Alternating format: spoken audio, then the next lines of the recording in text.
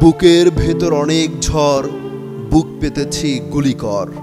শিক্ষার্থী আবু সাইদ যেন এই পণ করেই বুক চেতিয়ে দাঁড়িয়ে গিয়েছিলেন বন্দুকের গুলির সামনে।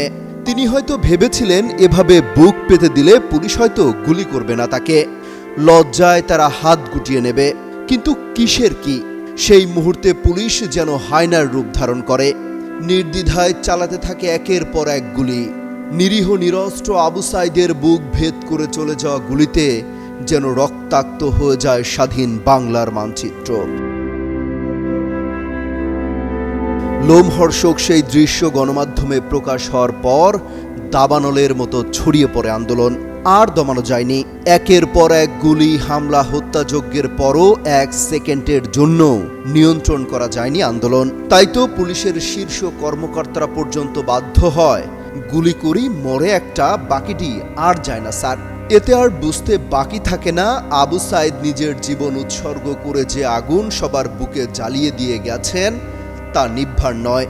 ৫ আগস্ট ফ্যাসিস্ট রূপ ধারণ করা শেখ হাসিনা সরকারের পতন নিশ্চিত না হওয়া পর্যন্ত থামানো যায়নি সেই আগুনের লেলিহান শিখা।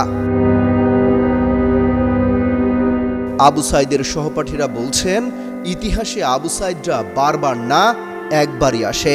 ৫২ ভাষা আন্দোলনের পর শেষ কে কবে এভাবে অধিকার আদায়ের জন্য নিজের জীবন এভাবে উৎসর্গ করে গেছেন তা ইতিহাস খুঁজে বের করতে হবে।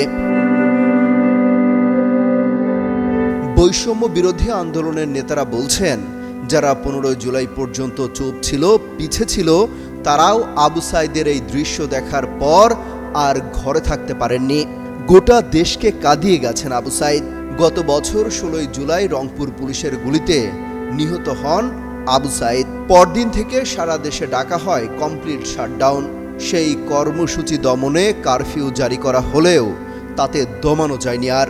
শেষ পরিণতি হিসেবে ৫ আগস্ট দীর্ঘ ১৬ বছরের শাসনামল ফেলে ভারতে পালিয়ে যেতে বাধ্য হন শেখ হাসিনা।